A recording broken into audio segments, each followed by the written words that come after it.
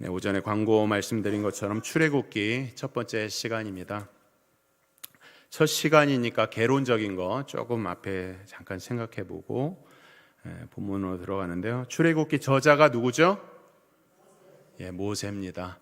창세기, 출애굽기, 레위기, 민수기, 신명기를 뭐라고 그러죠? 모세오경. 그래서 창세기부터 신명기까지 저자는 모세로 우리가 알고 있고요. 그다음에 출애굽기라고 하는 이름은 원래 이제 구약의 책이잖아요. 구약의 책이 이제 신약의 헬라어로 쓰여지면서 그 이름이 출애굽기라고 이름이 붙여지게 됩니다. 각 성경의 구약에 있는 성경의 기록의 연도를 이제 학자들이 연구를 합니다. 출애굽기는 언제쯤 쓰여졌을까? 이것을 연구한 것은 보통은 이제 그 당시에 쓰여져 있기 때문에 나중에 후대에 그 쓰여진 연대를 찾기 마련이죠. 그래서 열왕기상 6장 1절에 보면은 솔로몬이 이제 성전 건축을 하면서 연도를 말합니다. 그래서 그것을 역으로 계산해서 쭉 올라가면 출애굽기가 언제쯤 쓰여졌다 이렇게 얘기를 하는데 그것도 뭐 학자마다 좀 견해가 다릅니다. 그래서 출애굽기 전기설 또는 출애굽기 후기설 이렇게 돼 있는데 보통은 전기설에서 우리가 지금 기원 후 지금 2026년을 살고 있지 않습니까? 출애굽기의 기록 연대는 기원전 약 1440년경. 이것이 이제 보통 그렇게 생각을 하고 때로는 뭐 기원전 1280년, 1220년 이렇게 어디를 기점으로 해서 잡느냐에 따라서 기록 연도가 달라지죠. 어쨌든 기원전 1440년경에 쓰여진 오경 중에서 이제 출애굽기를 오늘 우리가 보게 되는데 이 출애굽기는 모세가 어디서 썼는가를 또 생각해야 됩니다. 모세가 출애굽기를 쓸 때는 광야를 생활을 할 때에 이 기록을 하게 됩니다. 광야는 우리가 알다시피 척박하고 거칠고 외롭고 두렵고 고생스럽죠. 그래서 이 광야의 언어를 가지고 하나님께서 어떻게 자신들을 하나님의 백성으로 삼으셨고 또 그래서 그 은혜가 무엇인가를 이제 장엄하게 쓰여지고 있는 이 내용이 출애굽기가 되겠습니다. 그렇다면 출애굽기는 누구를 위한 책이죠? 당연히 이스라엘을 위한 책이겠죠. 근데 성경의 말씀은 뭐 2000년 약 기원전 2000년 전에 쓰여진 출애굽기가 뭐 이스라엘만을 위한 것이라면 오늘 우리가 공부할 이유가 없겠죠. 동일하게도 오늘 우리에게도 적용되는 말씀인데요. 유다서 3절에서 5절 말씀이 있거든요. 한번 거기 나오시죠. 유다서 3절에서 5절 보면 잘 보십시오. 사랑하는 자들아 우리가 일반으로 받은 구원에 관하여 내가 너희에게 편지하라는 생각이 간절한 차에 지금 유다서에서 이제 구원에 대한 이야기를 합니다. 그것을 일반으로 받은 구원이다 이렇게 표현을 하는데 그 구원이 특별한 거예요. 그래서 성도에게 단번에 주신 믿음의 도를 위하여 힘써 싸우라는 편지로 너희를 권하여야 할 필요를 느꼈다 이렇게 이야기를 하고 있습니다. 우리가 구원을 받았는데 이 구원이 어떤 구원이라고요? 단번에 받은 구원. 누구로 인해서? 예수님으로 인해서 단번에 받은 구원이죠. 그러면서 이제 유다서를 쓸 때 거짓 교사가 들어온 것을 이야기합니다. 4절 이는 가만히 들어온 사람 몇이 있음이라 그들은 옛적부터 이 판결을 받기로 미리 기록된 자니 경건하지 아니하며 우리 하나님의 은혜를 도리어 방탕한 것으로 바꾸고 홀로 하나이신 주제 곧 우리 주 예수 그리스도를 부인하는 자니라. 너희가 본래 모든 사실을 알고 있었으나 하면서 지금 유다서가 교회에 우리로 말하는 교회에 침투한 거짓 이단들, 거짓 교사의 가르침에서 벗어나라 라고 이야기를 하고 있으면서 갑자기 말씀을 어디로 갖고 가냐면 출애굽기로 갖고 갑니다. 내가 너희로 다시 생각나게 하고자 하노라면서 주께서 백성을 애굽에서 구원하여 내시고 후에 믿지 않은 자들을 멸하셨으며 라고 하는 이 말씀을 출애굽기로 갖고 가는 거예요. 그러니까 교회에 하나님의 구원을 베풀어 주시는데 거짓 교사가 들어왔고 그 거짓 교사에 대해서 분별을 잘 해야 된다라고 하면서 그래야만이 참된 구원을 받고 그렇지 못하면 심판을 받는다. 그러면서 그 이야기를 출애굽을 갖고 오면서 출애굽기가 말씀은 바로 하나님께서 우리를 어떻게 구원하셨고 또 구원받지 못한 사람들을 어떻게 멸망하게 하느냐 하는 이런 말씀이 출애굽기의 말씀이라고 유다서가 갖고 오는 거예요. 그러므로 이 출애굽기의 이 수신자 받는 사람들은 첫째는 뭐 직접적으로는 이스라엘 백성이지만 출애굽기는 단순하게 이스라엘 역사만을 기록하고 있는 것이 아니라 성경의 모든 것이 그렇지만 특별히 출애굽기의 말씀은 역사의 대서사시로서 바로 이 자리에 있는 우리에게 동일하게 주는 하나님의 말씀인 것입니다. 그래서 모든 사람에게 주시는 하나님의 위대한 구원 역사가 어떠한지를 말씀하고 있는 것이 바로 출애굽기다. 그래서 오늘 우리에게도 동일한 말씀이라고 우리가 믿어야 할 줄 압니다. 그런 개론적인 이해를 중심으로 해서 본문 1절을 보면, 본문 보세요. 1장 1절을 보면 야곱과 함께 각각 자기 가족을 데리고 애굽에 이른 이스라엘 아들들의 이름은 이러하니, 이렇게 시작하지 않습니까? 근데 이제 우리 한글 성경이 있고 지금 출애굽기는 히브리어로 써 있거든요. 구약 성경은 히브리어, 그다음에 신약 성경은 뭘로 써져 있죠? 헬라어로 써져 있어요. 그래서 구약 성경이 히브리어로 써져 있는데, 히브리어는 오늘 우리 한글로는 보이지 않지만 처음에 1장 1절을 야곱과 함께 이렇게 시작하지 않아요.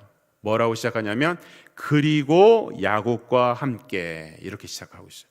그러니까 다시 그것을 의역을 하면 그리고 마침내 야곱과 함께 애굽에 이른 야곱의 가족들은 이러하니라고 말씀을 하고 있는 거예요. 지금 이게 무슨 말씀이냐면 출애굽기는 단순하게 하늘에서 뚝 떨어져서 출애굽기 어떤 말씀을 딱 우리가 공부하고 있는 것이 아니라 바로 앞에 있는 책이 뭡니까?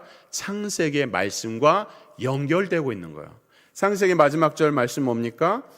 요셉이 110세의 죽음에 그들이 그의 몸에 향재료를 넣고 애굽에서 입간하였더라 하면서 요셉의 죽음으로 창세기를 마무리하고 그냥 끝나는 게 아니에요. 창세기는 그냥 끝난 것이 아니라 이제 출애굽기로 연결되면서 그렇게 요셉은 장사되었는데, 과연 그럼 그 이후에 이스라엘 백성 요셉의 그 모든 자손들과 야곱의 자손들은 어떻게 됐냐? 이제 갑자기 붕 떠버리는 게 아니라 출애굽기에서 그리고 마침내 야곱과 함께 애굽에 이른 야곱의 가족들은 이러하다, 이렇게 연결되고 있는 말씀이다 하는 것을 염두에 두면서 출애굽기가 왜 창세기와 연결되냐? 그것은 출애굽기를 통해서 이스라엘이 과연 누구냐, 정체성이라고 하죠. 이스라엘이 누군가를 말씀을 하고 있기 때문에 그런 것입니다. 굉장히 중요한 내용이죠. 그래서 출애굽기를 우리가 살펴보기 위해서 그러면 창세기에 그럼 이스라엘은 어떻게 시작했는가, 이걸 살펴볼 필요가 있겠죠. 창세기 15장 5절 띄워주시면 그를 이끌고 밖으로 나가 이르시되 하늘을 우러러 무뼈를 셀 수 있나 보라. 또 그에게 이르시되 내 자손이 이와 같으리라. 누구에게 주신 약속이에요? 아브라함에게. 아브라함의 자손이 이와 같을 것이라고 하나님께서 아브라함과 언약을 맺으면서 이런 약속을 하시거든요. 그리고 나서 15장 13절에서 17절의 말씀을 보면 이런 말씀합니다. 여호와께서 아브라함에게 이르시되 너는 반드시 알라. 내 자손이 이방에서 객이 되어, 여기 이방이 어디예요? 애굽이죠. 객이 되어 그들을 섬기겠고 그들은 400년 동안 내 자손을 괴롭히리니 그들이 섬기는 나라를 내가 징벌할지며 그 후에 내 자손이 큰 재물을 이끌고 나오리라. 출애굽 사건이죠. 너는 장수하다가 평안히 조상에게로 돌아가 장사될 것이요 내 자손은 4대 만에 이 땅으로 돌아오리니 이는 아모리 족속의 죄악이 아직 가득 차지 아니함이니라 하시더니 해가 져서 어두울 때에 연기가 나는 화로가 보이며 타는 횃불이 쪼갠 고기 사이로 지나더라. 이 말씀은 하나님께서 아브라함과 맺은 횃불 언약의 내용인데, 이 말씀에 보니까 400년 동안 애굽에서 종살이를 한다. 그 400년을 지금 4대로 표현하고 있거든요. 그러나 실제로는 이제 4대가 아니라 한 11대인가 12대 만에 나옵니다. 그러나 4대라고 표현하는 것은 성경에서 이 구원의 역사에 있어서 가장 중요한 족장 4명을 언급하고 있기 때문에 4대라고 그러는 거예요. 아브라함과 누구예요? 이삭과 그다음에 야곱과 또 누구예요? 요셉도 족장인 걸 아셔야 됩니다. 이 네 족장을 통해서 이제 이스라엘을 형성시켜서 애굽에서 나오는 것이 400년 만에 나오는 거예요. 물론 이제 성경에서는 이게 뭐 400년이냐 430년이나 450년이냐 이렇게 달라져요. 출애굽기의 말씀이라든지 사도행전의 말씀에 보면 연도가 다르지만 그거는 이제 역사적으로 어떻게 기술하냐에 따라서 뭐 신학적인 내용이기 때문에 여기서 다룰 필요는 없지만 어쨌든 4대 만에 아브라함과 이삭과 야곱, 요셉을 거쳐서 4대 만에 400년의 종사를 하다가 이 땅에 이제 애굽에서 나오게 되는 거예요. 그럼 이 400년의 역사가 무슨 의미일까? 오늘 본문 말씀 보시면 출애굽기 1장 6절과 7절 보시면 요셉과 그의 모든 형제와 그 시대의 사람은 다 죽었고 이스라엘 자손은 생육하고 불어나 번성하고 매우 강하여 온 땅에 가득하게 되었더라라고 말씀을 하고 있죠. 그냥 역사적으로 생각을 해보면 요셉이 애굽에서 총리가 되지 않습니까? 그러면 이제 그것을 역사적으로 보면 실제로 있었던 왕조가 누구냐면 애굽의 힉소스 왕조가 등장을 하고 이 힉소스 왕조가 이제 요셉을 알았던 그런 왕이었습니다. 그런데 그리고 나서 이스라엘에게 인구가 불어나서 아이를 죽이려고 했던 이제 태어나자마자 아이를 죽이려고 했던 왕조는 힉소스 왕조가 아니라 아멘호텝 1세라고 역사적으로 이렇게 밝혀져 있거든요. 아멘호텝 1세 그러니까 왕조가 바뀐 거예요. 왕조가 완전히 바뀌어서 새로운 왕이 나타나고 또 새로운 시대가 열린 거예요. 그러니까 과거 하나님의 약속을 받았던 모든 사람은 다 죽은 거예요. 없어요, 아무도. 그런데 놀랍죠? 그럼에도 불구하고 이스라엘 자손은 하나님께서 약속하신 대로 크게 번성하고 매우 강하게 되었다는 거예요. 할렐루야. 놀라운 역사입니다. 하나님의 은혜의 역사를 지금 말하고 있는 거예요. 그러면 이것을 거슬러 올라가서 그럼 이스라엘 백성들의 이 번성과 자손의 축복에 대한 말씀을 지금 왜 하고 있느냐? 그걸 찾아보려고 그러면 창세기 1장 28절로 건너가야 됩니다. 창세기 1장 28절에 보면 하나님이 그들에게 복을 주시며 하나님이 그들에게 이르시되 생육하고 번성하여 땅에 충만하라 땅을 정복하라 바다의 물고기와 하늘의 새와 땅에 움직이는 모든 생물을 다스리라 말씀하시죠? 누구에게 말씀하신 거예요? 아담에게. 그런데 어떻게 되었습니까? 아담이 범죄해서 모든 인류는 절망에 빠졌고 종말을 맞이하고 소망이 없게 된 거예요. 이 모든 가능성을 다 닫아버렸어요. 문이 닫혔어요. 아무것도 할 수가 없었어요. 그러나 그것으로 끝난 것이 아니라 그때에 자비로우신 하나님께서 긍휼을 베풀어 주셔서 불가능의 문을 열어서 그들에게 구원의 길로 인도하시는데 그것이 무엇입니까? 바로 아브라함을 택하시고 아브라함을 통해서 이스라엘 백성을 만드셔서 이스라엘을 하나님의 제사장 나라로 삼으셔서 마침내 제사장 나라인 이스라엘 통해서 복음이 전파되고 모든 열방이 다 예수님을 믿게 하는 놀라운 구원 역사를 시작하는 내용인 거예요. 그래서 오늘 우리가 그 구원 역사 가운데서 예수님을 믿고 광주 지원교회에서 몇십 년 동안 신앙생활을 하고 우리가 지나고 나면 또 다른 세대가 그런 복음을 가지고 계속 살아가게 되겠죠. 모든 것이 다 하나님의 구원의 역사라는 거예요. 그러니까 이 구원의 역사를 이루는 이스라엘에게 있어서 복음은 단순하게 이스라엘에게 멈춰서 있었으면 안 되고 이스라엘을 지나서 이스라엘은 그 복음의 통로로서 모든 사람들에게 복음을 전해야 되는 이스라엘은 그것을 또 놓쳐버립니다. 아담의 범죄에서 아담이 하나님의 은혜를 놓쳐버리고 그 다음에 이제 아브라함에게 언약을 맺으셔서 그 언약을 마침내 출애굽기에서 이스라엘 백성을 하나님의 백성으로 삼아서 제사장 나라로 삼으시는데 그것을 또 다 놓쳐버려요. 지금 보세요. 아멘호텝이라고 하는 그 왕조가 일어나서 과거에 요셉이 총리였을 때 그 번성하였던 이스라엘 백성들을 다 아무도 알아주지 못하고 요셉도 모르고 아무도 모르는 거예요. 다 죽었어요. 그렇게 약속했던 것들이 다 불가능하게 된 것이죠. 그리고 그들은 아무런 영향력도 없어요. 고센 땅에서 그냥 양치기 하고 어떻으면 뒤에 본문에 나가면 계속 험한 일을 하고 자손이 번성하니까 핍박을 받고 고난을 받고 있는데 이스라엘이 지금 이스라엘 되고 있는 거예요. 누가 하시는 일입니까? 하나님께서 언약을 맺으셔서 그 언약을 이루고 있는 내용을 오늘 출애굽기 1장에서 보여주고 있는 거예요. 이렇게 출애굽기 서두가 시작되고 난 다음에 마침내 애굽에서 이스라엘 백성들은 종살이에서 벗어나는 내용이 나오는 것이 바로 출애굽 역사인데, 이 모든 역사를 이루시는 것은 지금 본문에서 말씀하고 있는 것은 이스라엘 편에서 한 일이 아무것도 없다는 것을 보여주는 거예요. 이스라엘 뭘 하고 있어요? 하나님의 언약을 기억했습니까? 아브라함과 맺은 언약을 기억했어요? 모세가 기억했어요? 아닙니다. 모세는 하나님 언약을 까맣게 잊어버려요. 몇 번이나 거부를 합니다. 부인합니다. 부르심에 순종하지 않습니다.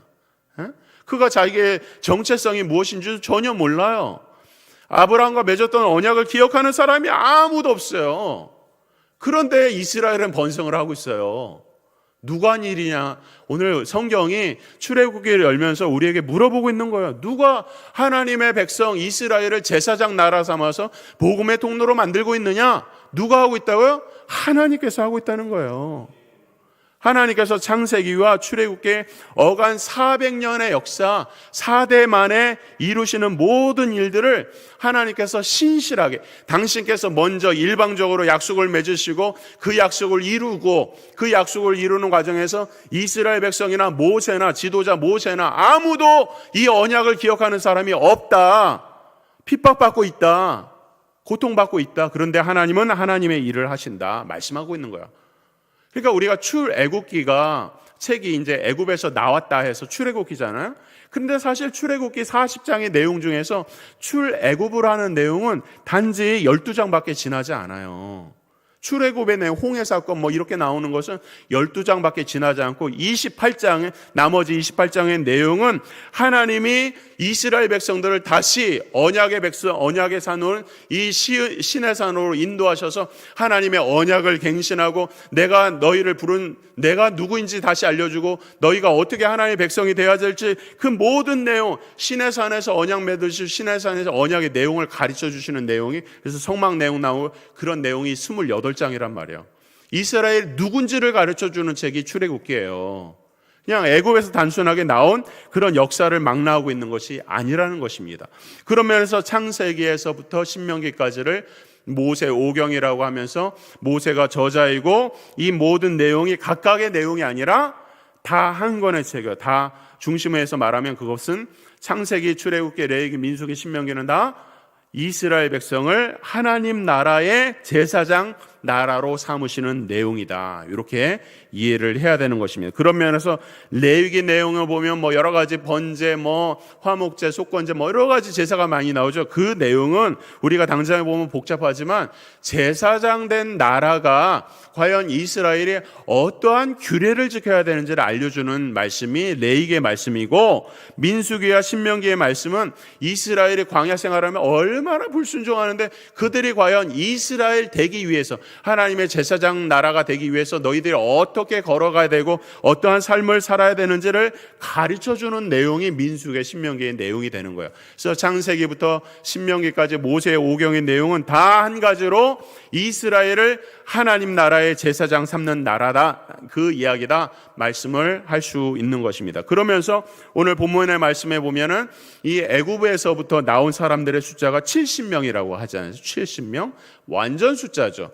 물론 다른 성경에 보면 75명도 나오고 그 다음에 66명의 숫자도 나오지만 이건 신학적인 논쟁이기 때문에 이것은 어떻게 숫자를 더하고 빼느냐에 따라 다르지만 정확하게 70명이라고 하면 70이라는 숫자는 성경에서 히브리 숫자는 그냥 나오지 않고 숫자의 의미가 다 있거든요. 70은 어떤 숫자요? 완전 숫자. 어떤 완전 숫자? 하나님의 섭리의 완전한 성취를 나타내는 숫자예요. 70명, 하나님께서 완전하게 역사하셨다. 하나님이 완전하게 하나님의 이스라엘 백성들을 삼으셨다라고 말씀을 하고 있는 것입니다. 그러므로 이것을 우리에게 적용하면 오늘 우리도 어떤 면에서 400년의 역사, 이스라엘 백성들이 방황하는 400년의 역사, 또 4대 만에 나오는 그런 역사를 보내고 있을지도 모릅니다. 고통과 고난 가운데서 왜 하나님은 아직도 여지껏 왜 납니까? 이런 기도의 제목들이 있을 줄 압니다. 그러나 이스라엘이 이스라엘 되기 위해서 하나님께서 완벽하게 섭리하셨던 것처럼 오늘 우리도 왜 아직도입니까? 라고 하는 그런 고통의 기도가 있을지 모르겠지만 그 시간은 우리가 하나님을 비로소 인정하고 깨닫는 시간이고 우리는 죽고 하나님께서 비로소 일하시는 그 시간이 4대고 400년이라는 것을 아셔야 하는 거예요. 여러분 가운데서 혹시 그런 고통 가운데 있더라도 하나님의 약속은 신실하셔서 이스라엘 백성들이 모든 걸 잃어버리고 망각하였어도 하나님의 역사를 이루시는 것처럼 오늘 우리의 삶 가운데 혹시 고난과 고통이 있고 이 4대의 방황이 있다고 할지라도 하나님의 손을 놓치지 말고 꼭 붙잡고 하나님의 완전한 섭리가 있다는 것을 여러분들 믿으셔야 합니다. 그래서 출애굽기 서두를 통해서 두 가지 중요한 언급을 하죠. 요셉과 그의 모든 세대는 다 죽었다. 두 번째, 그러나 그럼에도 불구하고 하나님은 신실하셔서 아브라함에게 맺으셨던 그 모든 언약을 다 이행하고 계시다. 이 내용을 지금 말씀하고 있는 거예요. 그래서 이것은 단순하게 출애굽기의 서론이 아니라 하나님의 구원 역사의 서두를 열고 있는 것이고 오늘 우리에게 말씀하고 있는 동일한 말씀인 것을 우리가 알아야 될 줄 압니다. 여기서 한 가지 궁금한 게 나옵니다. 한 가지 더 궁금한 거 생각해 보는데요. 그렇다면 이스라엘이 하나님의 제사장 나라가 되지 않습니까? 나라가 돼서 하나님의 역사를 이루어가는데 그렇다면 이제 이스라엘 아브라함부터 해서 이삭, 야곱, 요셉까지 해갖고 이제 다 야곱의 자손들이 이제 애굽으로 간단 말이에요. 그럼 애굽에서 종사를 나중에 하고 400년을 보냈는데 왜 하필 애굽인가? 이런 생각을 할 필요가 있습니다. 왜 하필 애굽인가? 애굽은 어떤 존재였는가? 이 하나님이 이스라엘 백성들을 삼기 위해서 왜 하필 애굽에 이제 나중에 나올 때 애굽의 열재앙을 받고 완전히 말 그대로 두드려 맞고 완전히 막 멸망할 지경까지 가버리거든요. 그럼 애굽은 무슨 잘못이 있는가? 이스라엘 백성 하나님의 제사장 나라 삼기 위해서 왜 이 과정에서 애굽은 그렇게 중간에서 고통을 당해야 되는가? 뭐 이런 생각을 할 수도 있어요. 그리고 때로는 애굽에서 이제 출애굽을 할 때 그들은 그냥 그 이스라엘 백성들이 나간다고 하니까 다 금은 보화 뭐 폐물을 다 주거든요. 도대체 애굽은 도대체 뭔가 그렇게 잘 배려해 주었는데 자신들의 돌아가는 그 땅으로 돌아가는 일에 애굽은 도대체 무슨 역할을 하는가? 애굽은 뭐냐? 이런 질문을 할 수가 있는데 이 부분에 대해서 잘 설명할 수 있는 내용이 사사기 11장에 나옵니다. 사사기 11장 12절부터 본문이 쭉 길지만 한번 보겠습니다. 11장 12절에 입다가 암몬 자손의 왕에게 사자들을 보내어 이르되 내가 나와 무슨 상관이 있기에 내 땅을 치려 내게 왔느냐 하니 암몬 자손의 왕이 입다의 사자들에게 대답하되 이스라엘이 애굽에서 올라올 때에 아르논에서부터 야복과 요단까지 내 땅을 점령했기 때문이니 이제 그들을 평화롭게 달려 하니라. 입다가 암몬 자손의 왕에게 다시 사자들을 보내 그에게 이르되 입다가 이같이 말하노라. 이스라엘이 모압 땅과 암몬 자손의 땅을 점령하지 아니하였느니라. 넘어가서 20절 말씀을 보면 시혼이 이스라엘을 믿지 아니하여 그의 지역으로 지나지 못하게 할 뿐 아니라 그의 모든 백성을 모아 야하스에 진치고 이스라엘을 침으로 이스라엘의 하나님 여호와께서 시온과 그의 모든 백성을 이스라엘 손에 넘겨주심에 이스라엘이 그들을 쳐서 그 땅 주민 아모리 족속의 온 땅을 점령하되 아르논에서부터 야복까지와 광야에서부터 요단까지 아모리 족속의 온 지역을 점령하였느니라. 이스라엘의 하나님 여호와께서 이같이 아모리 족속을 자기 백성 이스라엘 앞에서 쫓아내셨거늘 내가 그 땅을 얻고자 하는 것이 옳으냐? 내 신 그모스가 내게 주어 차지하게 한 것을 내가 차지하지 아니하겠느냐? 우리 하나님 여호와께서 우리 앞에서 어떤 사람이든 쫓아내시면 그것을 우리가 차지하리라. 이제 내가 모압 왕 십볼의 아들 발락보다 더 나은 것이 있느냐? 그가 이스라엘과 더불어 다툰 일이 있었느냐? 싸운 일이 있었느냐? 이스라엘이 헤스본과 그 마을들과 아로엘과 그 마을들과 아르논 강가에 있는 모든 성읍에 거주한 지 300년 이건을 그 동안에 너희가 어찌하여 도로 찾지 아니하였느냐? 내가 내게 죄를 짓지 아니하였거늘 내가 나를 쳐서 내게 악을 행하고자 하느냐? 원하건대 심판하시는 하나님 여호와께서 오늘 이스라엘 자손과 암몬 자손 사이에 판결하시옵소서 하였으나 암몬 자손의 왕이 입다가 사람을 보내어 말한 것을 듣지 아니하였더라. 지금 내용이 좀 길지만 이 내용은 간단한 내용이에요. 지금 사사 시대에 입다라고 하는 사사가 등장을 하거든요. 입다가 사사일 때 이방의 지금 가나안 족속에 어떤 족속과 싸웠냐면 지금 암몬이라고 하는 족속과 싸우면서 서로 주고받는 말입니다. 그러면서 암몬의 왕이 이렇게 말하는 거야. 이 땅은 우리가 살고 있는 땅인데 어떻게 너희가 우리 땅을 빼앗을 수 있느냐라고 하면서 이스라엘이 암몬 땅을 침범했다 이렇게 얘기를 하는 거예요. 그러니까 입다가 하는 말이 자기는 먼저 암몬이나 모압을 쳐서 공격한 것이 아니다. 우리는 애굽에서 나올 때 출애굽할 때 그냥 도움을 받으려고 너희들을 지나가면서 우리들이 너희와 화해하고 너희들이 우리를 도와서 길을 잘 가게 하면 되는데 암몬이라고 하는 족속은 어떻게 하냐면 이스라엘 백성들이 가는데 연약한 곳만 이렇게 공격을 하거든요. 너희들이 먼저 공격을 했다 이러면서 말을 하면서 무슨 얘기를 하면 우리에게 지금 우리가 차지한 이 땅을 보면 모압의 경우는 모압이 지금 땅을 차지하고서 자신들의 300년 동안 지금 이스라엘에게 땅을 빼앗겼는데도 모압의 왕은 한 번도 이스라엘에게 왜 자기에게 자신들의 땅을 빼앗겼냐고 물어본 적도 없다. 근데 너희들은 왜 그걸 물어보냐 이렇게 이야기하기도 하고 암몬의 경우는 지금 이스라엘이 차지한 땅은 암몬의 땅이 아니라 원래 주인은 누구냐 하면은 아모리 족속의 땅이다라고 얘기하는 거예요. 너희들도 그러면 암몬의 너희들 땅을 우리가 차지했다고 하는데 너희들 땅을 차지한 것이 아니라 너희들이 오히려 아모리 사람들의 땅을 차지한 것이다라고 하면서 계속 이야기를 하고 있는 것이거든요. 지금 이 내용은 무슨 얘기냐면 창세기 15장 16절 우리가 보았던 것처럼 내 자손이 4대 만에 이 땅에 돌아오리니 이는 아모리 족속의 죄악이 아직 가득 차지 아니함이니라 하시더라 하는 이 말씀을 지금 해석을 하는 거거든요. 이 말씀 뭐냐면 이스라엘 백성이 애굽을 떠날 때에 4대 만에 떠나게 돼요. 400년 만에 떠나고 그리고 나서 떠나면서 하나님께서 지금 하시는 말씀은 가나안 땅에 아직 그 아모리 족속이라고 하는 족속이 죄악이 관영되지 않았기 때문에 지금 4대를 견디게 하고 있다는 거예요. 그리고 나서 아모리 족속의 죄악이 관영했을 때 이스라엘 백성들이 가나안 땅에 들어가서 아모리 족속의 죄악이 관영한 것을 다 쓸어버리는 거예요. 영적 전쟁, 거룩한 전쟁을 통해서 하나님의 백성이 그 죄악된 땅을 관영한 그 죄악된 땅을 차지하는 그 영적 전쟁이 바로 성전이고 거룩한 전쟁이라고 해서 가나안 땅을 점령을 하게 됩니다. 그러는 동안에 애굽에서 400년이 있었다는 거예요. 아까도 제가 말씀드렸던 것처럼 애굽은 도대체 그럼 중간에서 뭘 잘못했기 때문에 이스라엘 백성들이 번성하는데 그냥 크게 이바지하고 애굽에서 나올 때에 애굽 사람들을 그렇게 핍박을 받았느냐라고 하는 것이 아니라 하나님께서 오히려 애굽 사람들에게 400년이라고 하는 회개할 기회를 주셨다는 거예요.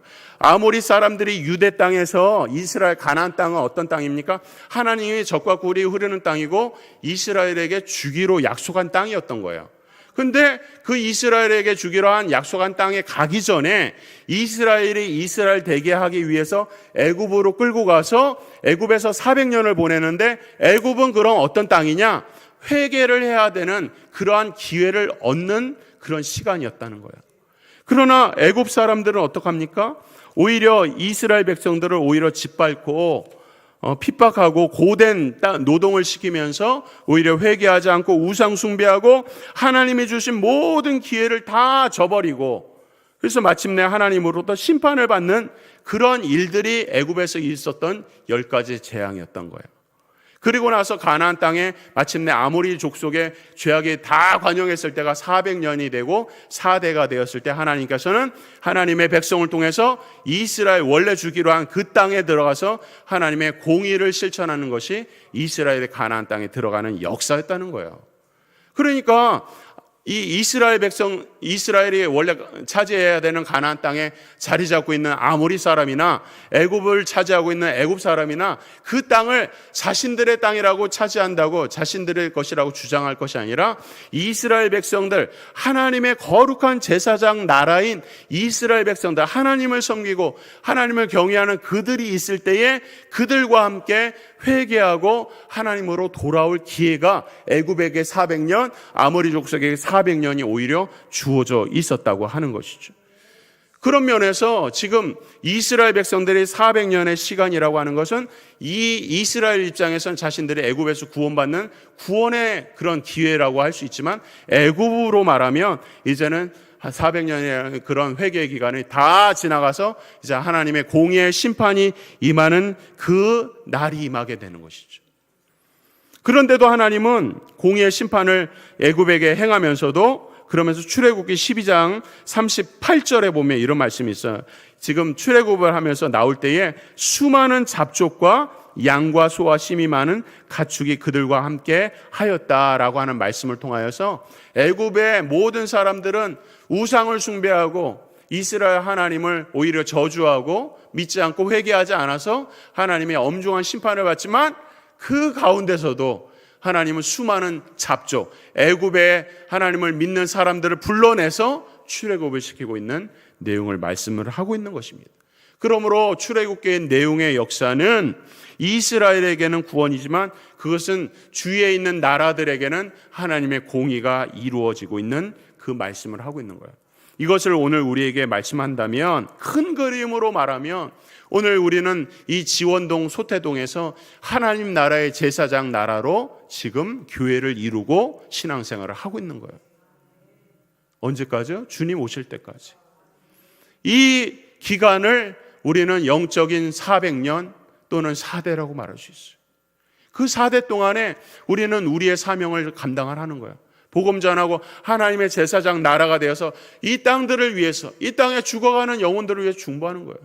이 주위를 보세요. 얼마나 오만 잡신들이 많습니까? 사주팔자, 절, 오만 무슨 보살, 이 소태동 지원동의 수많은 우상숭배들과 그들은 이 교회를 향해서 손가락질하고 우리를 향해서 저주할지도 모르죠.